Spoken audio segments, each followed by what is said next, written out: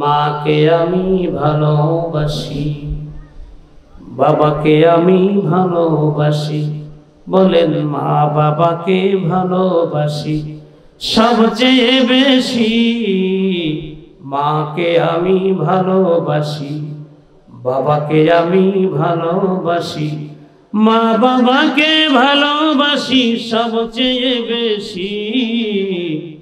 মা বাবাকে বাসলে ভালো, আল্লাহ হয় খুশি। ঠিক না বেঠি? আমার কথা না, নবীর কথা। নবীজি বলেছেন, রিদর রব্বি ফি রিদল ওয়ালিদাইন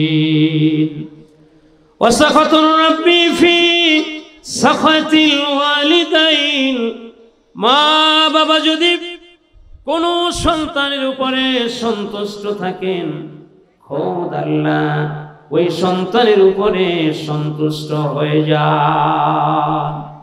আর যদি আমার আল্লাহ কোন সন্তানের উপরে, কোন মা বাবা যদি সন্তানের উপরে নারাজ হয়ে যায়, তার আচরণে, তার ব্যবহারে যদি আল্লাহ রাব্বুল আলামিনের কোন বান্দা অর্থাৎ আপনার মা আপনার বাবা যদি আপনার উপরে নারাজ হয়ে যায়, আমার আল্লাহ ওই সন্তানের উপরে নারাজ হয়ে যায়।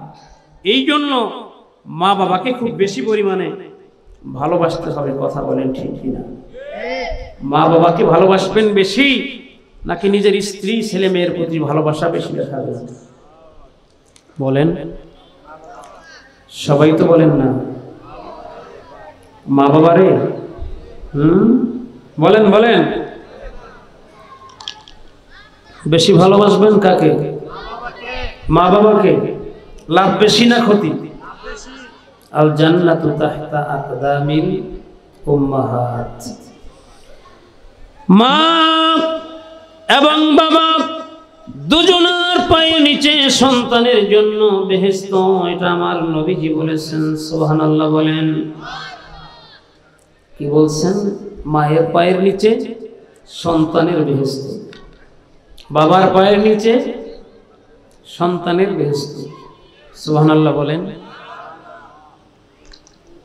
যখন আপনি আপনার মাকে হারাইছিলেন, সেই দিনের আপনার অনুভূতিটা কেমন ছিল?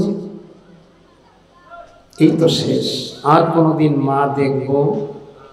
বলেন, আর কোনদিন মা দেখব? চিরদিনের জন্য মা চলে যাচ্ছেন, আর কোনদিন মা ফিরবেন না। এই তো চলে যাচ্ছে। ওই যে কাফনের কাপড় এসে গেছে, ওই যে গোসল করানোর জন্য পানি গরম হচ্ছে,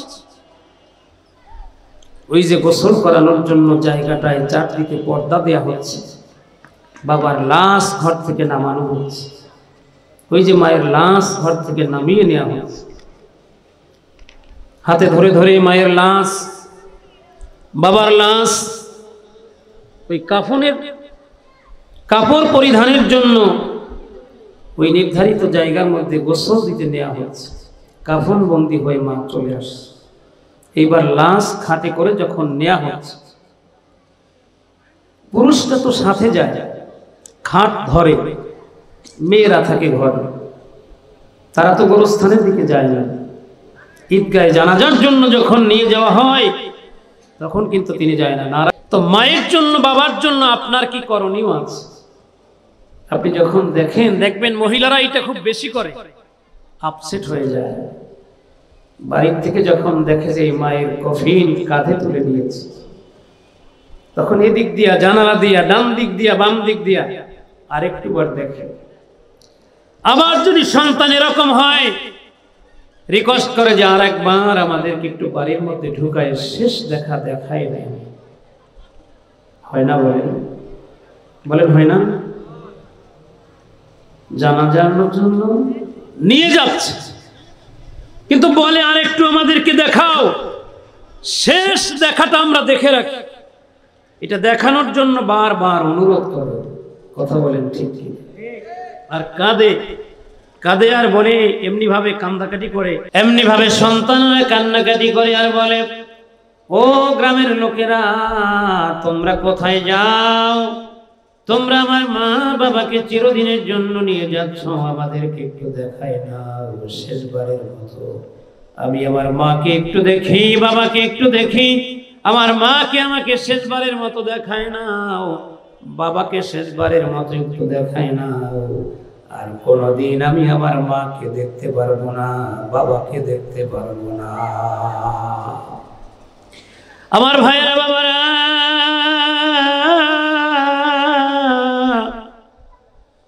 মা যেদিন ঘর থেকে আপনার থেকে চিরদিনের জন্য নেমে গিয়েছিলেন, বাবা যেদিন চিরদিনের জন্য নেমে গিয়েছিলেন, বাবাও বারবার বলেছিলেন তোমরা আমাকে একটু করে নামাও, আমি আমার নিজের ঘরটাকে একটু ভালো করে দেখি, আমি আমার ছেলে মেয়ে পরিবার পরিজনদেরকে শেষবারের মতো একটু দেখে যাই, আর কোনদিন আমি এখানে আসবো না, আর কোনদিন এখানে আমাকে আনা হবে না, কোনদিন আমি এখানে আসবো না। অতএব তোমরা আমাকে শেষবারের মতো একটু আমার ঘরটাকে ভালো করে দেখাই নাও, আমি আমার ঘরটাকে ভালো করে একটু দেখে নেই, আমি আমার মা বাবা আত্মীয় স্বজন আমার যারা যারা জীবিত আছে তাদেরকেও শেষবারের মতো একটু দেখে নেই।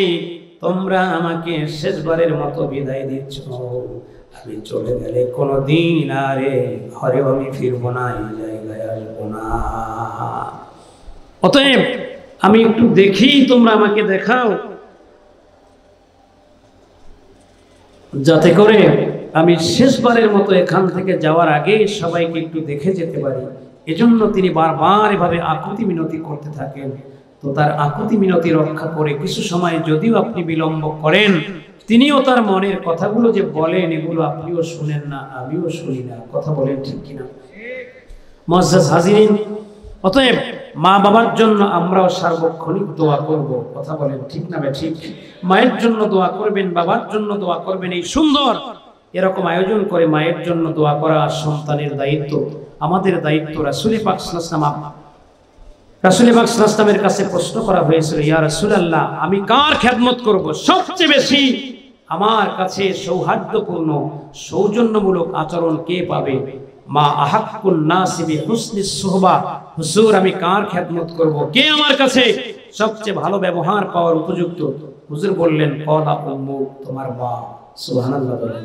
আবার লোকটা প্রশ্ন করলেন, হুজুর এরপরে কে? তাহলে বললেন, তোমার মা। আবার প্রশ্ন করলেন, এরপরে কে? হুজুর বললেন, তোমার মা। আবার লোকটা বললেন, হুজুর এরপরে কে? বললেন, ক্বালা আবুক, তোমার বাবা। সুবহানাল্লাহ বলেন। মায়ের কথা কয়বার হয়েছে? এরপরে চতুর্থবারে বাবা। হুজুর বললেন, এরপরে সুম্মা আদনান, পরবর্তীতে আত্মীয় স্বজনদের মর্যাদা অনুযায়ী এরপরে তাদের তুমি সম্মান করবা। কিন্তু প্রথম তিনবার বলছেন মায়ের কথা, চতুর্থবারে বাবার কথা, তিনবার মা কেন? কোরআনের কাছে প্রশ্ন করেন, কোরআন বলে দেয় তোমার মা তোমাকে 10 মাস 10 দিন পেটে রাখছে, এইটা বড় কষ্টের। ওয়াসাইনাল ইনসানা বিওয়ালিদাইহি হামালাতহু উম্মুহু কুরহা ওয়া ওয়াদাআতহু কুরহা ওয়া হামলুহু ওয়া ফিসালুহু 30 শাহরা। আল্লাহ বলছেন তোমার মা তোমারে খুব কষ্ট করে 10 মাস 10 দিন পেটে বহন করছে। এই 10 মাস 10 দিনের কষ্ট পৃথিবীর কোনো কিছুর সাথে তুলনা করা যায় না। যে কারণে হুজুর বলছেন তোমার মা। এরপরে সন্তান যখন পৃথিবীতে ভূমিষ্ঠ হয়, এই ভূমিষ্ঠ হওয়ার সময় মায়ের খুব কষ্ট হয়েছে। সন্তান ভূমিষ্ঠ যখন হয়, প্রসব যখন শুরু হয় বেদনা, তখন অনেক মানুষ দুনিয়া থেকে বিদায় নেয় কষ্টের কারণে। এই জন্য হুজুর বলছেন যে তোমার মা। তৃতীয়বার আবার হুজুরের কাছে প্রশ্ন করলেন, হুজুর এরপরে কে? হুজুর বললেন তোমার মা। কেন? সন্তানকে 2 বছর দুধ পান করাতে হয় মাকে। আল্লাহ পাক রব্বুল আলামিন বলছেন, ওয়াল ওয়ালিদাতু ইউরদি'না আওলাদাহুন্না হাওলাইনি কামিলাইন। মায়েদের দায়িত্ব হলো সন্তানকে পূর্ণ 2টা বছর দুধ পান করাবে। সুবহানাল্লাহ। কয় বছর? আমরা 2 বছর দুধ খেয়েছি। দেখেন আল্লাহর কি নিজাম। আমরা যখন ছোট ছিলাম, মায়ের পেট থেকে আসছি, তখন আমাদের মুখে যদি দাঁত থাকতো, তাহলে মায়ের বোটার মধ্যে দুধের মধ্যে যখন আমরা দুধ মা আমাদের মুখে দিয়েছিলেন, তখন দাঁত থাকলে বাচ্চা মানুষ কিছু বুঝাইতাম, মা হয়তো বুঝতো না, অথবা আমার জিদ চেতে গেছে, দুধের বোটার ভিতরে ধারালো দাঁত দিয়ে যদি কামড় দিত তাইলে মায়ের কষ্ট হইতো কিনা বলেন। আল্লাহ ওই সময় মুখে দাঁত দেয় নাই, আমাদেরকে দাঁত দিয়ে পাঠায় নাই। যখন মোরা ছোট্ট ছিলাম দাঁত ছিল না মুখে, তরল খাবার দিলেন আল্লাহ মা জননীর বুকে। বলেন যখন মোরা ছোট্ট ছিলাম দাঁত ছিল না মুখে, তরল খাবার দিলেন আল্লাহ মা জননীর বুকে। এমন খাবার যেই খাবার খাওয়ার কারণে আমাদের কোনো অসুবিধা হয় নাই, কষ্ট হয় নাই, আর মায়ের বুকের দুধ আমরা যে পান করেছি তাতেও মায়ের কষ্ট হয় নাই, তখন আমাদের মুখের মধ্যে দাঁত ছিল না। সুবহানাল্লাহ। তো সম্মানিত হাজিরিন, মায়ের বুকের দুধ পান করানোর মাধ্যমে মায়ের সাথে সন্তানের একটা সম্পর্ক তৈরি হয়। এখন এক শ্রেণীর মানুষ এমন আছে যারা সন্তানকে দুধ পান করায় না, বরং সন্তানকে বাজার থেকে দুধ ক্রয় করে সেই দুধ পান করায়। মাকে দুধ পান করায় না, মা সন্তানকে দুধ পান করায় না, কারণ দুধ পান করানোর মাধ্যমে তার শারীরিক সৌন্দর্য বিলুপ্ত হয়ে যাবে। এই জন্য মা সন্তানদেরকে দুধ পান করানোর থেকে বিরত রাখে। মা আপনাকে আমি বলতেছি, ভালো করে শুনে নেন, আপনার দায়িত্ব। আল্লাহ বলেছেন ওয়াল ওয়ালিদাতু ইউরদি'না আওলাদাহুন্না হাওলাইনি কামিলাইন। আপনি মা হয়েছেন, আপনার দায়িত্ব হলো আপনার সন্তানকে আপনার বুকের দুধ কমপক্ষে 2 বছর পান করাবেন। এটা আপনার জন্য দায়িত্ব। কাসি দুধ পান করাবেন, এটা আপনার দায়িত্ব, ঈমানি দায়িত্ব। আপনি বাহিরের দুধ খাওয়াবেন কেন, যদি না থাকে সেটা ভিন্ন কথা, কিন্তু আপনি নিজের দুধকে আপনি ইনজেকশন দিয়ে এইটাকে বন্ধ করবেন, বাচ্চার অধিকার নষ্ট করবেন। এই কারণেই বাচ্চারা আপনাদের কথা শোনে না। আপনি বাচ্চার অধিকার নষ্ট করেছেন বলে আপনার বাচ্চা আপনার কথা শোনে না, আপনার সাথে বেয়াদবি পূর্ণ আচরণ করতে বাধ্য হয়। সম্মানিত ভাইয়েরা, আমরা আমাদের মায়ের থেকে দুধ পান করেছি এবং আমাদের মা আমাদেরকে সেভাবে প্রতিপালন করেছে বলে আজকে মায়ের প্রতি আমাদের ভালোবাসা, আর মা বাবারও আমাদের প্রতি সেই ভালোবাসা আছে। কথা বলেন ঠিক না বেঠিক? আমরা আমার মা বাবার সাথে ভালো আচরণ করব, এটা আল্লাহ বলছেন। কথা বলেন, আল্লাহ বলছেন না? আল্লাহ বলছেন কত চমৎকার কথা, ওয়াবুদুল্লাহা ওয়ালা তুশরিকু বিহি শাইআ ওয়া বিল ওয়ালিদাইনি ইহসানা। সুবহানাল্লাহ বলেন। আল্লাহ বলেন যে আমি আল্লাহর ইবাদত করো, ওয়াবুদুল্লাহ, তোমরা আল্লাহর ইবাদত করো, ওয়ালা তুশরিকু বিহি শাইআ ওয়া বিল ওয়ালিদাইনি ইহসানা। আল্লাহ বলেন তোমরা আল্লাহ রাব্বুল আলামিনের ইবাদত করো, ওয়ালা ওয়াবুদুল্লাহা, তোমরা আল্লাহর ইবাদত করো, ওয়ালা তুশরিকু বিহি শাইআ, আল্লাহর সাথে কোনো কিছুকে শরীক করো না। এরপরে আল্লাহ বলেন আর তোমরা তোমাদের মা বাবার সম্মান করো। সুবহানাল্লাহ, মা বাবার সম্মান করো।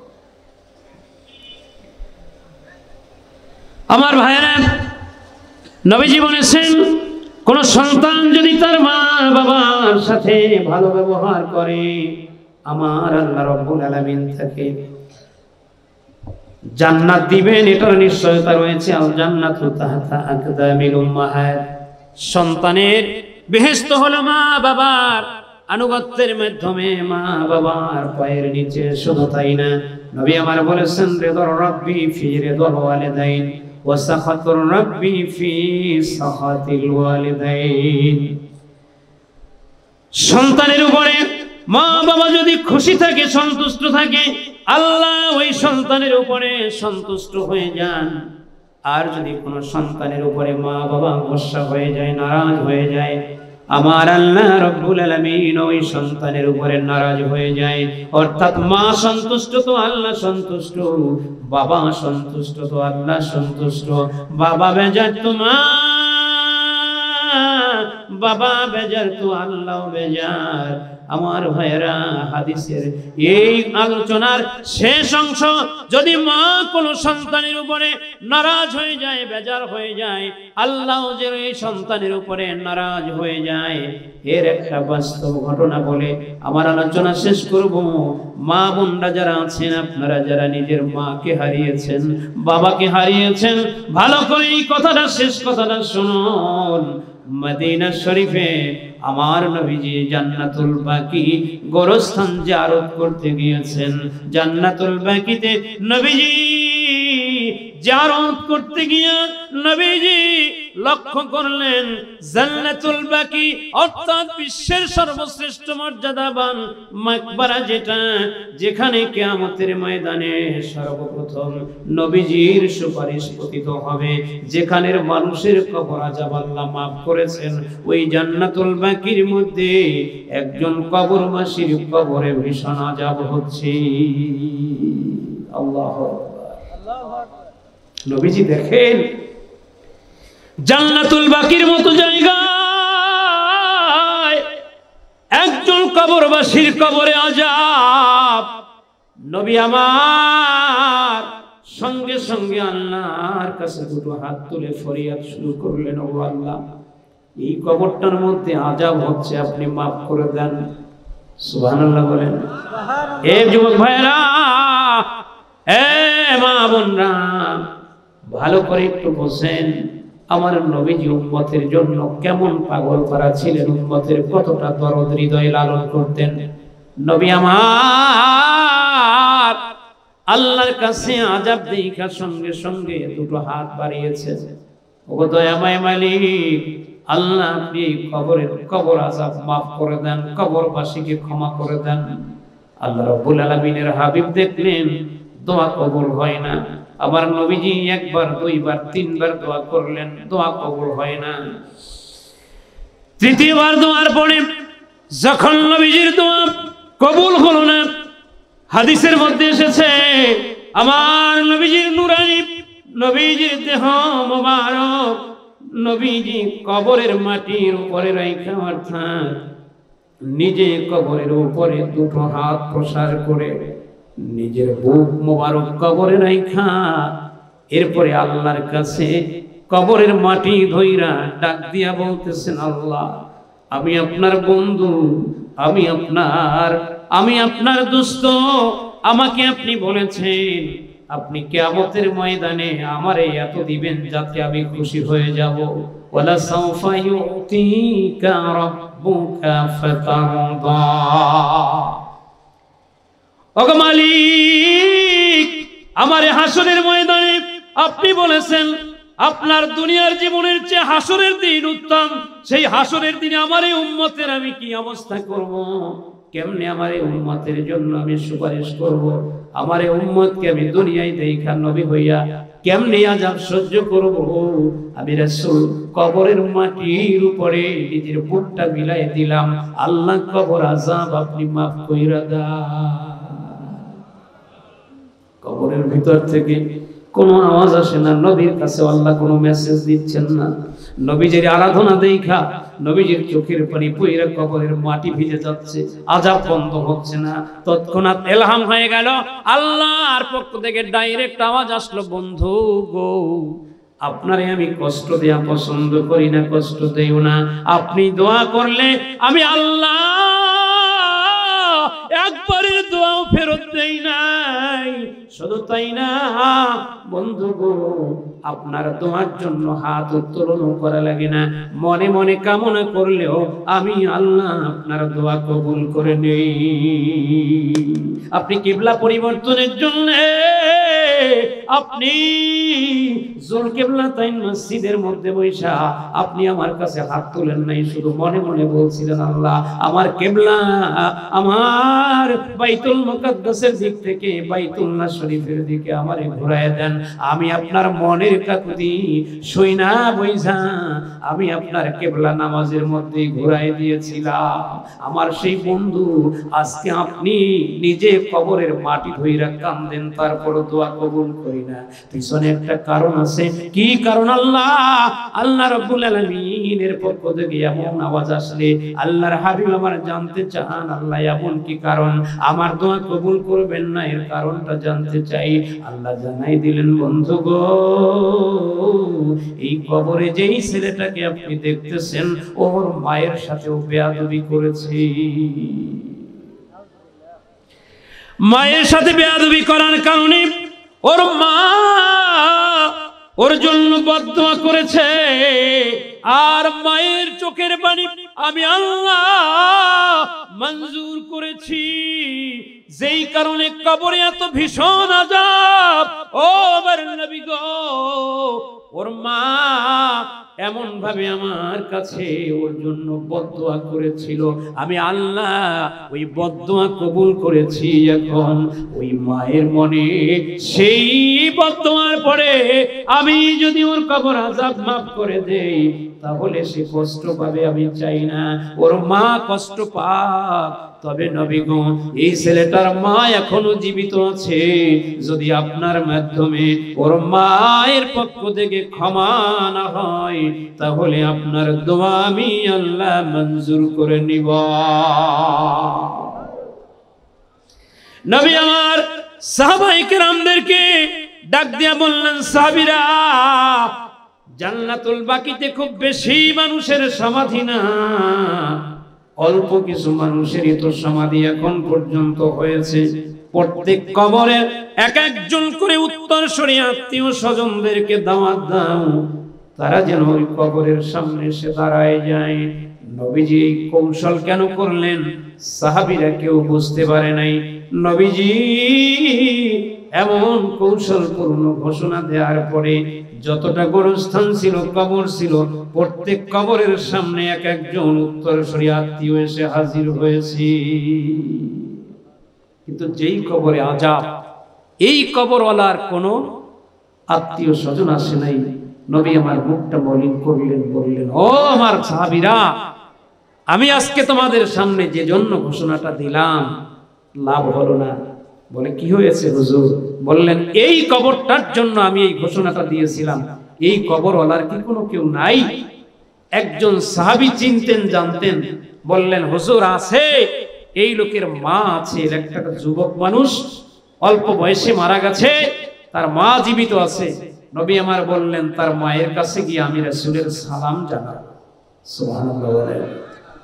আর একটু কাজ করবা, তাকে গিয়া বলবা, রাসূল আপনারে সালাম জানাইছে, যদি আপনি আসতে অস্বীকৃতি জানান তাহলে নবীজি বলছে আপনার বাড়িতে নবীজি নিজে আসবে।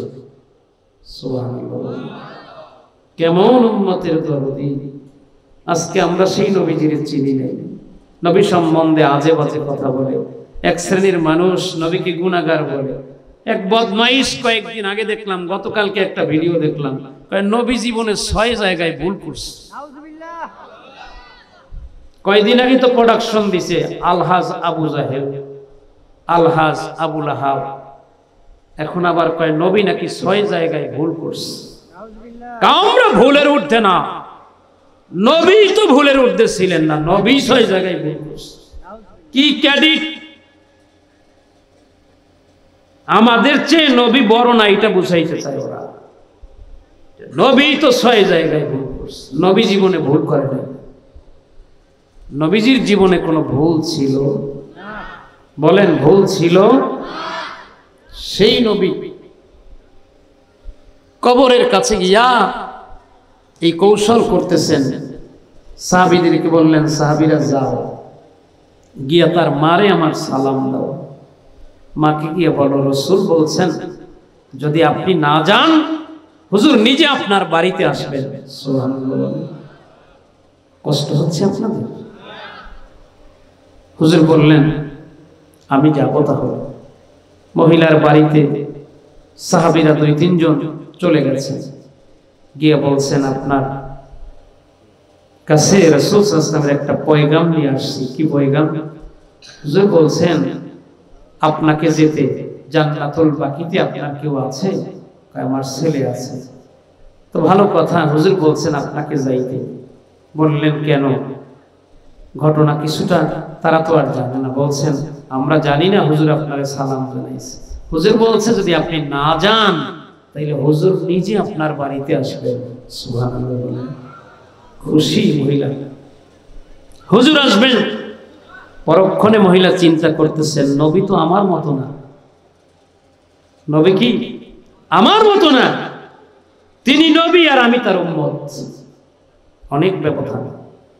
কাজী আমি বুড়ো হই তাতে কি হয়েছে, নবী আমার কারণে আমার কোনো কাজে আমার বাড়িতে আমার কাছে আসবে এটা হয় না। নবীজি বলছেন তো এখন আমার জন্য যাওয়া ওয়াজিব হয়ে গেছে। সুবহানাল্লাহ। ভাইয়ের আমার, মহিলার কত আদব। অসুস্থ মা সঙ্গে সঙ্গে রওনা করলেন, সাহাবীদেরকে বললেন সাহাবীরা আপনারা অপেক্ষা করুন একটু আমার জন্য, আমি প্রস্তুত হয়ে আপনাদের সঙ্গে রাসূল সাল্লাল্লাহু আলাইহি ওয়াসাল্লামের কাছে যাব। মহিলা বুড়ো মানুষ হাঁটতে পারে না, কষ্ট হয়, লাঠি ভর করে হাঁটে, কুঁজো হয়ে গেছে। মহিলা মসজিদে নববীতে হুজুর সাল্লাল্লাহু আলাইহি ওয়াসাল্লামের সঙ্গে সাক্ষাৎ করতে আসবেন, আসতেছেন। সাহাবীরা দেখেন নবীজি এখনো সেই কবরের কাছে দাঁড়িয়ে আছে। মহিলাকে নিয়ে সাহাবীরা ওই কবরের সামনে গিয়া হাজির। আমার প্রিয় নবীজি রাসূলুল্লাহ সাল্লাল্লাহু আলাইহি ওয়াসাল্লামের সামনে গিয়া মহিলা সালাম দিলেন, আসসালাতু ওয়াসসালামু আলাইকা ইয়া রাসূলুল্লাহ, আসসালাতু ওয়াসসালামু আলাইকা ইয়া হাবিবাল্লাহ। নবী গো, আমি আপনার খেদমতে এসেছি, আপনি আমাকে সালাম জানিয়েছেন, আপনি বলেছেন যদি মহিলা না আসে আমি নিজে মহিলার কাছে যাব। কি কারণে হুজুর আপনি এমন কথা বলেছেন আমাকে একটু বোঝায় বলেন। হুজুর বললেন, রে মা, এই কবরের মধ্যে যিনি আছে সে আপনার সম্পর্কে কি হয়? মহিলা বললেন, হুজুর আমার ছেলে। নবীজির তখন পবিত্র চোখ মোবারক থেকে গড়ায় গড়ায় পানিগুলো পড়তেছিল। নবীজির চোখের পানি মোবারক গড়ায় গড়ায় পড়ে ঘন দাড়ি মোবারক ভিজে ভিজে নবীজির পানির ফোঁটাগুলো মুক্তার দানার মতো চোখের পানি মোবারক গড়ায় বুক ভিজে যাচ্ছিল। মহিলা জিজ্ঞাসা করে, হুজুর আমার ছেলের কবর দেখায় আপনি চোখের পানি ছেড়ে কাঁদতেছেন, কারণটা? নবী আমার বলেন, রে মা, যেই দৃশ্য দেখা আমি কান্নাকাটি করতেছি, চোখের পানি ফেলতেছি, বা তুমি যদি এই চিত্র দেখো তুমি অস্থির হয়ে যাবে, তুমি ঠিক থাকতে পারবে না। নবীজি কি হয়েছে আমারে ভালো করে বুঝায় বলেন। মহিলার এমন কথায় নবীজি আমার বললেন, রে মা, আপনার ছেলের কবরে ভীষণ আযাব হচ্ছে, আপনার ছেলেকে হাতে পায়ের মধ্যে লোহার বেড়ি পরাইয়ে পুরো শরীর আগুন দিয়ে জ্বালানো হচ্ছে। আপনার ছেলের শরীর একবার পুড়ে ছাই ভস্ম হয়ে যায়, আবার নতুন শরীর তৈরি করে তাকে আগুন দিয়ে জ্বালানো হচ্ছে। মহিলা বললেন, আলহামদুলিল্লাহ রাব্বিল আলামিন। হুজুর আমি আল্লাহর দরবারে শুকরিয়া আদায় করতেছি। হুজুর তাকাই রইলেন মহিলার দিকে, সন্তানের কবরে আযাব। মা বলতেছে, আলহামদুলিল্লাহি রাব্বিল আলামিন, আল্লাহর সমস্ত প্রশংসা যে আল্লাহ রাব্বুল আলামিন গোটা জগৎ সমূহের মালিক, আমি তার প্রশংসা আদায় করতেছি। নবী আমার বললেন, মা, পৃথিবীর কোন মা এমন শক্ত আছে বলে আমার জানা নাই, সন্তানের কষ্ট অথচ মা খুশি হয়ে যায়। মহিলা বলে, হুজুর আমি কি কারণে এত শক্ত, আমার মনের ভিতরে যে কষ্ট যদি আপনি শুনেন, কিছুটা দেখেন, আপনি নবীও আপনি ঠিক থাকতে পারবেন না। বললেন, মা কি হয়েছে বলেন। ইয়া রাসূলুল্লাহ, নবী গো, ও মায়ার নবীজি, আমি আপনাকে সত্য দেখাতে পারবো না, সামান্য কিছু আপনারে দেখাচ্ছি। নবীজি শুধুমাত্র আমার হাতের এই আস্তিনের ভিতরকার চিত্রটা দেখেন। নবী আমার তাকায় দেখে কালো কালো দাগ হয়ে আছে, বড় বড় ফোস্কার মতো পড়ে আছে, মনে হয় যেন বড় ব্যারাম, কলেরা অথবা বসন্ত রোগ হয়েছিল। কালো কালো বড় বড় দাগ বসে আছে। মহিলা এই দাগগুলো দেখায়, চোখের পানি ছেড়ে নবীজির দরবারে বসে বসে কাঁদে। নবী আমার বললেন, মা তোমার শরীরে কি বসন্ত রোগ হয়েছিল নাকি? মহিলা ডাক দিয়া বলেন, ইয়া রাসূলুল্লাহ, ইয়া হাবিবাল্লাহ, নবী গো, আমার জীবনে কোনোদিন বসন্ত রোগ হয় নাই, বসন্ত রোগে আক্রান্ত হই নাই। তবে মা, আপনার শরীরে বসন্তের মতো এই কালো দাগগুলো কিসে? ইয়া রাসূলুল্লাহ, এই জন্যই তো আমি আলহামদুলিল্লাহ বলেছিলাম। এইবার আপনি শুনেন, হুজুর আমার এই ছেলেটা যখন আমার গর্ভের মধ্যে ছিল, গর্ভের মধ্যে থাকাকালীন সময়ে ওর বাবা দুনিয়া থেকে বিদায় হয়ে যায়। ও নবী গো, ওর বাবা এমন কোন সম্পদ রেখে যায় নাই যেই সম্পদগুলো আমি ভক্ষণ করব, যেই সম্পদের উপরে আমি নির্ভরশীল থাকব। আমার এই গর্ভের সন্তান নিয়ে আমি মানুষের বাড়ি বাড়ি কাজ করেছি, মানুষের বাড়ি কাজ করে করে আমার নিজের খাবারের ব্যবস্থা করেছি। নবীজি গো, এই সন্তান নিয়ে আমি মা প্রসব হওয়ার আগ দিন পর্যন্ত মানুষের বাড়িতে কাজ করেছি আর খেয়েছি। যেদিন আমার সন্তান প্রসব হলো, নবী গো, সেই দিনেও আমি সন্তান কোলে নিয়ে মানুষের বাড়ি কাজ করে খেয়েছি। এই কষ্টের জীবনে আর রাসূলুল্লাহ, মায়ার নবীজি গো, আমার এই সন্তানকে আমি বোঝাতে পারি নাই। সন্তানের জন্য আমি নিজে আরেকটা জায়গায় বিয়ে বসলাম না, গর্ভের সন্তান নিয়ে মানুষের বাড়ি কাজ করে করে সন্তান যেদিন ভূমিষ্ঠ হলো সেদিনও কাজ করলাম। এই সন্তানের মুখের দিকে তাকাইয়া আমি আর দ্বিতীয় বিয়ের চিন্তাও করি নাই। সন্তান প্রতিপালন করার কারণে আমি অন্য কোথাও বিয়েও বসি নাই। আমার মনের ভিতরে অবশ্যই যৌবনের যে চাহিদাটা ছিল তাও ছিল, কিন্তু আমি সন্তানের ক্ষতি হয়ে যাবে এজন্য মা তা গ্রহণ করি নাই।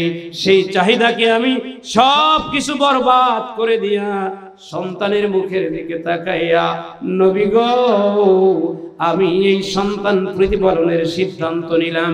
আমি মানুষের বাড়িতে কাজ করে করে আমি বাড়িতে খাবার নিয়ে আসতাম। অল্প খাবার ছেলে যখন বড় হয়েছে তখন ওই খাবারগুলো আমার ছেলে সব খেয়ে ফেলতো। আমি সারাদিন কর্ম করে মা ঘরে এসে নিজের ধারা কামাই করা, নিজের বাড়িতে মানুষের বাড়ি কাজ করার সেই খাবারগুলো আমি নিজে আদৌ খেতে পারতাম না। ছেলে সব খাবার খেয়ে ফেলতো, না খেয়ে আমি বহু রাত যাপন করেছি। এই সন্তান যখন আস্তে আস্তে তিলে তিলে বড় হলো, 25 বছর বয়সে উপনীত হয়ে গেছে, ভর যৌবনের পুরুষ।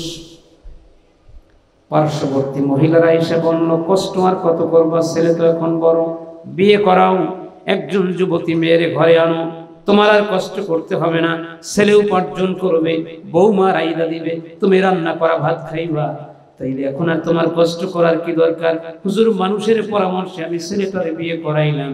ছেলেটার বউ বেশি ভালো ছিল না, ছেলেটার বউ তারে কি যেন বাজে বাজে কথাবার্তা বলতো। ছেলেটার কথা শুই না আমারে মাঝে মাঝে গালি গালাজ করতো। নাউজুবিল্লাহ বলে, আছে না?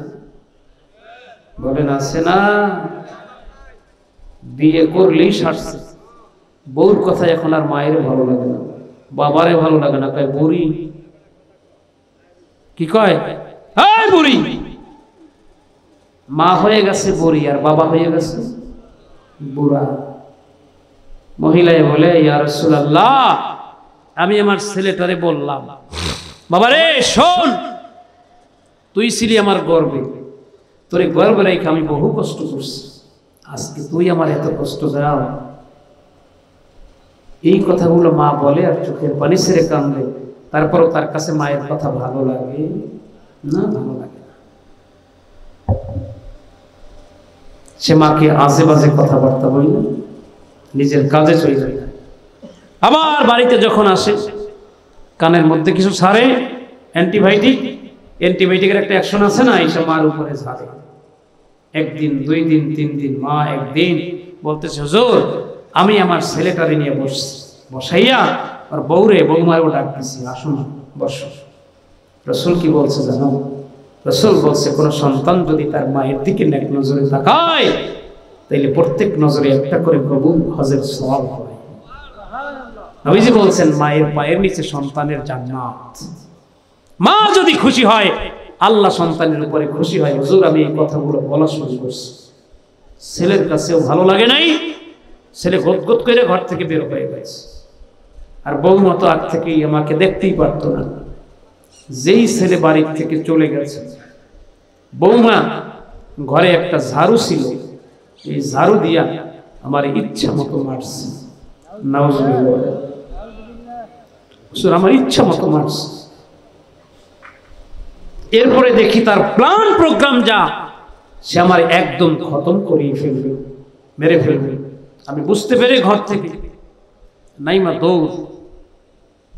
সারাদিন আর বাড়িতে আসি নাই, ভয়তে ছেলে তো নাই, কার কাছে গিয়ে বলবো। এই জন্য সারাদিন ঘরে আসি নাই, রাস্তায় রাস্তায় ঘুরে ঘুরে বেড়াইলাম। হুজুর সন্ধ্যার সময় দেখি ছেলে লাকড়ি কাইটা বাজারে বিক্রি কইরা কিছু টাকা টোকা নিয়ে বাজার নিয়ে বাড়ির দিকে আসতেছে।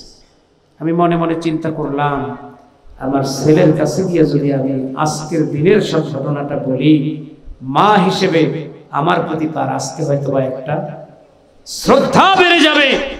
আমার মাকে এতদিন আমি গালি দিছি সেটা ভিন্ন কথা, কিন্তু আমার বউ আমার মায়ের উপরে এরকম মারধর করতে পারে, এইটা কি সম্ভব? মেনে নেওয়া যায়? হয়তো আমার ছেলে এই কথাগুলো শুনলে তার ওয়াইফের উপরে ক্ষিপ্ত হবে, সে একটা প্রতিশোধ নিবে, এটা ভেবে ছেলের কাছে যাওয়া শুরু করছে। কিন্তু ছেলে মায়ের পাত্তা না দিয়া ছেলে বাড়ির দিকে চলে গেছে। নাউজুবিল্লাহ বলেন। মা আর বলার সুযোগ পায় নাই, মা কোনো কিছুই বলার সুযোগ পায় নাই। ছেলে বাড়িতে বসে ঢোকার পরে বাবা এসে কানের কাছে বলতেছে, এই তোর সংসার আর করতাম না, তোর মা একটা বদমাইশ মহিলা, আমারে যা তা আজকে গালিগালাজ করছে, তোর মায়ের সংসার তুই কর, আমি আর তোর সংসার করতাম না, তোর মায়ের নিয়েও থাকতে পারতাম না। নাউজুবিল্লাহ বলে। এই কথাগুলো বলার পরে যুবকটা বলছে, কি হয়েছে বলো? তুমি যাওয়ার পরে তোমার মা আমারে যা তা গালিগালাজ করছে, আমি তোমার মায়ের সাথে আর থাকতে পারতাম না, তোমার মায়ের জঙ্গলে ফেলায় দাও, নাইলে অন্য কিছু করো, আমি তোমার মায়ের সাথে আর নাই। নাউজুবিল্লাহ। আসলে মহিলা যা বলছে ছেলের বউ, এটা কি ঠিক না মিথ্যা? বলেন ঠিক না মিথ্যা? নবী আমার এই কথাগুলো শুনতেছেন আর নবীজির চোখের পানিগুলো গড়ায় গড়ায় পড়তেছে। নবীজির এত কষ্ট হচ্ছে যে একজন মানুষ এইভাবে মানুষকে কিভাবে কষ্ট দেয়। হাজিরিন, আমি এই কথাটা বলেই শেষ করব। তো যখন এই কথাটা বললেন, নবী আমার শুইনা বললেন, এত কষ্ট দিছে মা আপনারে? ছেলের পরে কি করছে এই কথাটা শোনার পরে?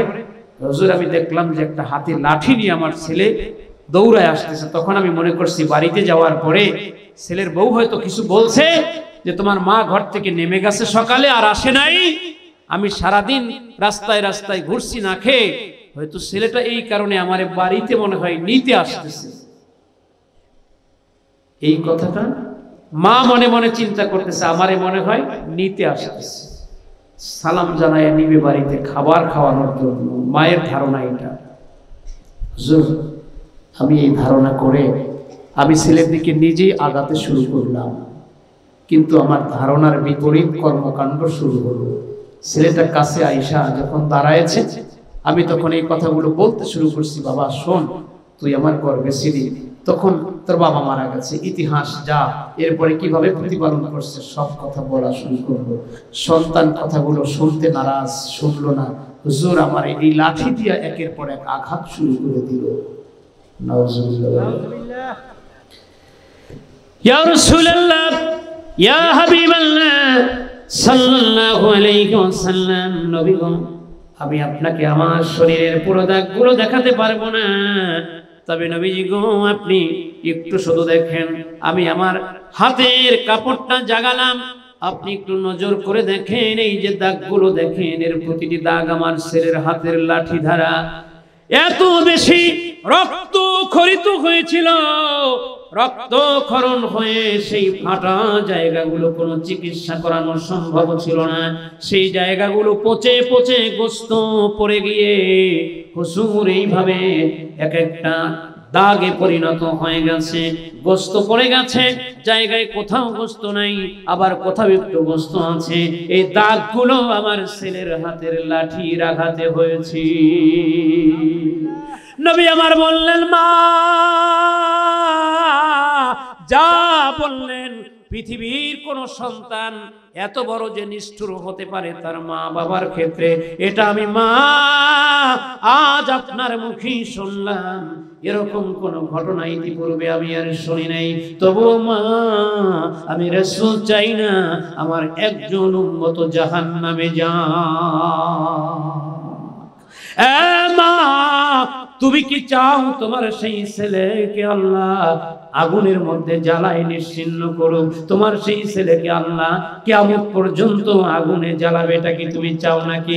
মা বলে, না হুজুর, আমি এটা চাই না। আল্লাহর কাছে নবী আমার বললেন, ও আল্লাহ, কবরের মাটিটা দুই দিক দিয়ে সরায় দেন। মা চোখে নিজে দেখুক তার ছেলের শাস্তি। আল্লাহ কবরের মাটি দুই দিকে সরাই দিলেন। মা দেখে ছেলেটাকে দাঁড় করিয়ে লোহার শিকল দিয়ে হাতে পায়ে বেঁধে বেঁধে ফেরেশতারা প্রহার করতেছে, পুরো শরীর আগুনে দাউ দাউ করে জ্বলতেছে। মা দেখা একটা চিৎকার দিয়া বেহুশ হয়ে পড়ে গেছে। ইয়া রাসূলুল্লাহ, ইয়া হাবিবাল্লাহ সাল্লাল্লাহু আলাইহি ওয়াসাল্লাম, নবী গো, আমি আমার ছেলের ক্ষমা করে দিলাম। সুবহানাল্লাহ। সঙ্গে সঙ্গে নবীজি তাকায় দেখে কবরের আযাব বন্ধ হয়ে গেছে। কবর আযাব বন্ধ হয়ে যাওয়ার কারণে আল্লাহ রাব্বুল আলামিনের দরবারে নবীজিও সন্তুষ্টি প্রকাশ করলেন। মাকে জিজ্ঞাসা করলেন, মা আপনি বললেন মাফ করবেন না, তারপরে আবার এখন আপনি ক্ষমা করলেন। বললেন, হুজুর আমি যে আযাব দেখছি এটা মা হয়ে সইতে পারি নাই। সুবহানাল্লাহ বলেন। এত কষ্ট দিলেন মাকে, সেই মা কিন্তু আপনাকে এই অবস্থার শিকার হয়েও আপনার আযাব দেখে আপনাকে মাফ করতে বাধ্য হয়েছে। সেই বাবা আজকে কবরে আছে। কবরে কি শান্তিতে আছে নাকি সে কবরে আযাবে আছে এগুলো আমরা জানি না। এজন্য এখন আমাদের দায়িত্ব এইরকম ইসালে সওয়াব প্রোগ্রাম করে ওই মায়ের জন্য বাবার জন্য দোয়ার আসর করা। কথা বলেন ঠিক কিনা?